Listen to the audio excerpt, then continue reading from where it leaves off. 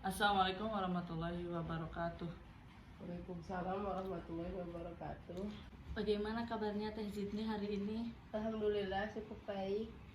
Kenapa jawabnya cukup baik? Apa ada sesuatu hal yang mengganjal di benak hati Teh Zidni? Iya nih teh, saya kepikiran terus dengan rasa bosan karena sekolah online selama ini. Belum lagi ditambah masih kurangnya kepercayaan diri saya ketika ngobrol dengan orang yang lebih muda ataupun yang lebih tua. Oh, seperti itu. Lalu sekarang ini kesibukan Teh Zidni itu sedang melakukan apa? Lakukan pembelajaran secara online, kemudian membantu orang tua di rumah, kadang di pasar, dan saya sering merasa nervous dan kurang percaya diri ketika di sekolah. Karena selama ini saya selalu melaksanakan pembelajaran secara online dan baru 2 hari ini masuk sekolah secara offline, jadi masih agak gimana gitu. Oh, seperti itu. Berarti selama ini selalu diliputi oleh rasa cemas dan gugup ya?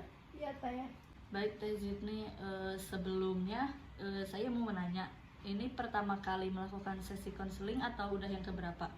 Enggak teh, ini baru pertama kali. Oh, seperti itu. Sebelum kita memasuki ke sesi konseling, saya di sini sebagai konselor mungkin bisa dalam artian itu kayak membantu konselor atau klien yaitu Teh Zidni sendiri untuk bisa memahami dan juga memberikan mungkin terbilang beberapa nasihat terkait permasalahan yang sedang Teh Zidni alami. Kemudian saya juga di sini konselor memiliki asas-asas dan juga tanggung jawab, yaitu melalui kode etik. Yang pertama itu ada asas kerahasiaan. Jadi asas kerahasiaan ini kayak menjamin semua permasalahan ataupun identitas Teh Zidni yang udah diungkapkan itu akan terjamin kerahasiaannya, karena itu menjadi tanggung jawab saya sebagai seorang konselor. Kemudian ada asas keterbukaan. Jadi dalam asas ini sebisa mungkin Teh Zidni mengungkapkan semua permasalahan yang mengganjal di benak hati Teh Zidni. Kemudian ada disiplin waktu. Biasanya dalam melakukan sesi konseling ini, waktu konselingnya itu 1 jam ataupun 1,5 jam.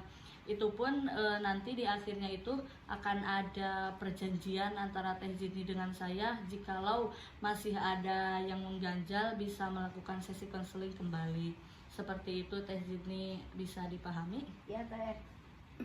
Iya, Kemudian semoga kita bisa menemukan solusinya, dan juga untuk keputusan akhir itu sebenarnya ada di Teh Zidni sendiri, karena saya di sini kan sebagai perantara untuk Teh Zidni bisa mengungkapkan apa yang mengganjal di hati Teh Zidni. Kemudian saya harap Teh Zidni bisa seterbuka mungkin sesuai asas yang telah dijelaskan tadi, dan juga bisa percaya kepada saya, karena insya Allah saya akan bertanggung jawab sesuai asas kerahasiaan tadi. Kemudian Teh Zidni juga perlu ingat semua asas-asas yang telah tadi saya sebutkan itu sangat menjunjung tinggi praktik konseling ini, dan juga itu sebagai tanggung jawab saya sebagai seorang konselor. Baik teh, insya Allah saya akan menceritakan permasalahan yang sedang saya alami sebaik mungkin. Ya Teh Zidni, untuk sekarang mungkin bisa diceritakan permasalahan yang sedang mengganggu Teh Zidni saat ini? Ya bisa teh, jadi gini, tadi kan saya udah memberitahu sedikit bahwasanya saya itu merasa bosan, merasa blank banget melakukan pembelajaran secara online, dimana saya itu masih lumayan kurang paham juga dengan ilmu yang disampaikan oleh para guru. Kalau pembelajaran secara tatap muka kan kemungkinan apa yang disampaikan guru itu agak lebih mudah dipahami ya. Lalu 2 hari kemarin kan baru mulai sekolah offline, saya merasa gugup dan cemas hingga merasa kurangnya pede ketemu teman-teman. Itu agak jadi bikin saya frustasi mbak. Belum lagi melakukan pembelajaran online, itu jaringannya yang susah, apalagi ketika hujan. Belum lagi kadang ketiduran karena begadang, ditinggal ke kamar mandi, baik itu buang air maupun mandi. Belum lagi bepergian atau melaksanakan perintah orang tua ini itu. Sebenarnya banyak banget permasalahan melaksanakan kuliah online itu mbak. Terus untuk sekarang ini sejauh mana interaksi antara Teh Zidni dengan teman-teman? Ya kadang ada yang ngechat, kadang enggak. Tapi kalaupun ada yang ngechat ya itu pas saat lagi ada butuhnya aja. Terus untuk tadi yang katanya merasa cemas dan merasa gugup itu, emang sebelumnya Teh Zini sering merasakan itu? Kadang sih gugup tapi nggak terlalu, karena kemarin kan baru masuk sekolah gitu, berasa beda banget suasananya. Belum lagi ketika baru berinteraksi kembali dengan teman-teman, jadi ada perasaan gugup dan kurang pede aja. Oh, seperti itu. Terus tadi katanya yang kata Teh Zini itu merasa frustasi itu maksudnya kayak gimana? Apa frustasinya itu agak berat atau gimana? Berat atau enggaknya sih menurut saya nggak terlalu sih. Oh, kalau boleh tahu gimana itu? Ini ya Kenapa? Mbak, yang pertama kan tadi permasalahan karena jarangnya saya dan teman-teman berkomunikasi secara lebih akrab. Terus ketika saya pertama kali masuk sekolah secara offline, rasa suasananya beda dan aneh. Terus efek samping dari pembelajaran online itu sendiri kan ya saya ngerasa belum paham, belum ngerti apa yang guru sampaikan. Belum lagi jaringan internetnya yang susah. Belum lagi saya ketiduran, ditinggal ke kamar mandi, atau ada perintah orang tua ini itu. Kan saya jadi merasa banyak beban banget. Belum lagi semua masalah itu saya pikirin terus gitu Mbak. Oke, Teh Zini, sebelum saya kasih solusi dari Teh Zini sendiri sebenarnya udah ada kayak gambaran, wah dari masalah ini tuh saya harus melakukan gini gini gini ya. Apa Teh Zini belum menemukan penyebab dari berbagai masalah yang tadi Teh Zini sebutkan? Sebenarnya sih Teh, kadang saya juga mikir kalau masalah pembelajaran online sering ketiduran atau ditinggal ke kamar mandi atau karena perintah orang tua itu. Ya yang pertama salah saya sendiri karena sering begadang, terus sering ditinggal ke kamar mandi karena mungkin dari diri saya sendiri itu karena nggak fokus dalam belajar atau kurang memperhatikan guru.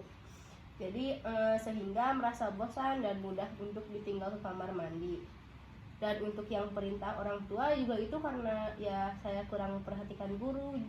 Jadi kelihatannya saya lagi santai, mungkin jadi orang tua saya itu bisa menyuruh saya gitu. Nah, untuk beberapa masalah yang tadi kan sudah terlihat tuh bagaimana penyebabnya. Kemudian apa Teh Zini udah terbayang ataupun udah menemukan gimana solusinya?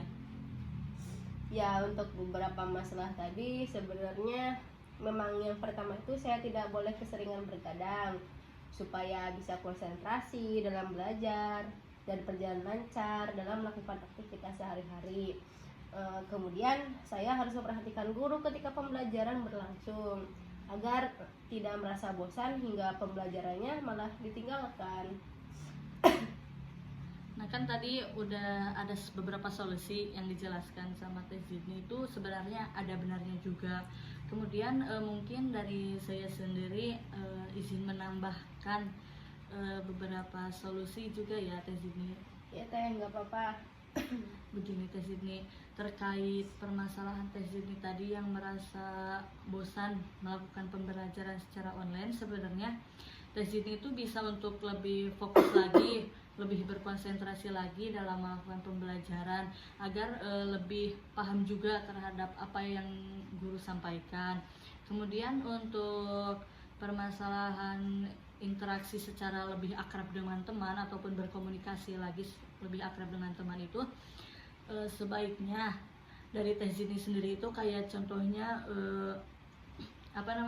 Teh Zidni itu kayak memulai obrolan terlebih dahulu, kayak nanya ada tugas ataupun apa kabar hari ini, ataupun kayak ajak main bareng. Itu bisa membangun hubungan dengan teman Teh Zidni itu agar bisa lebih akrab gitu.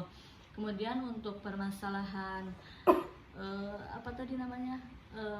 masuk sekolah offline kemudian merasa gugup dan kurang pede gitu ya, itu sebenarnya wajar karena kan Teh Zidni kan sebelumnya melaksanakan pembelajaran itu kan secara online, kemudian tiba-tiba kan melakukan sekolah offline, pasti ngerasa beda kan ya suasananya.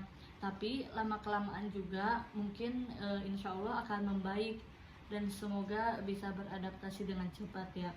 Kemudian untuk permasalahan yang dari jaringan kemudian begadang ataupun pergi-pergian itu sebenarnya kan, kalau ya kata Teh Zini tadi, kalau begadang itu lebih dikurangin begadangnya agar pas sekolahnya itu bisa lebih fokus. Kemudian untuk jaringan kan sebenarnya memang tidak ada yang tahu ya, karena lokasi rumah kita yang jauh atau gimana. Kemudian untuk yang sering ditinggal-tinggal itu sebenarnya ya balik lagi karena kurang konsentrasinya Teh Zini tadi. Seperti itu Teh Zini, bagaimana? Oh iya Teh, benar ya seperti itu. Mungkin hanya itu ya Teh Zini solusi dari saya. Selebihnya solusi dari saya dan juga tadi beberapa solusi dari Teh Zini itu balik lagi ke Teh Zini bagaimana keputusannya untuk permasalahan yang dialami oleh Teh Zini sendiri. Ya Teh, solusinya sih ya lumayan cukup, bisa membuat saya jadi lebih introspeksi diri lagi.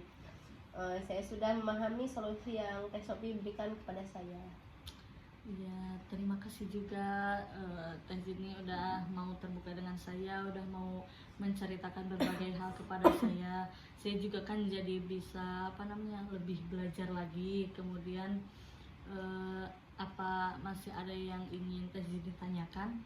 Mungkin sudah Teh, itu sudah cukup bikin saya lega. Terima kasih banyak telah membantu saya. Iya, sama-sama Teh Zini. Baik, mungkin karena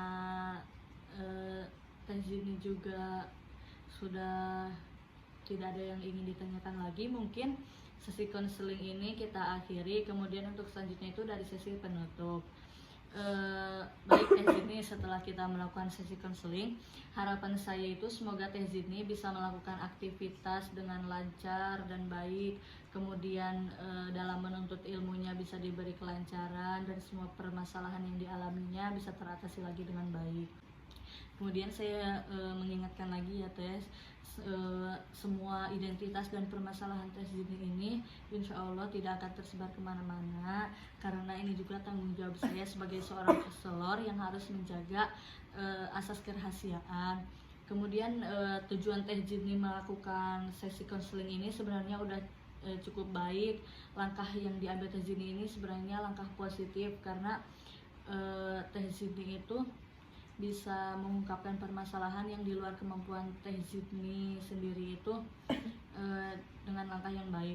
Kemudian saya juga merasa senang karena Teh Zini mau datang kepada saya, kemudian bisa percaya sama saya dan juga mau terbuka dengan permasalahan yang sedang Teh Zini alami. Semoga segala sesuatu hal yang Teh Zini lakukan bisa bermanfaat buat Teh Zini sendiri, begitu juga untuk saya sendiri. Ya Teh, amin. Terima kasih banyak untuk waktunya Teh Sophie. Iya, sama-sama. Terima kasih juga untuk segalanya ya Teh Zini. Semoga selalu sehat. Ya Teh, amin. Baik, kurang lebihnya mohon maaf. Wassalamualaikum warahmatullahi wabarakatuh. Waalaikumsalam warahmatullahi wabarakatuh.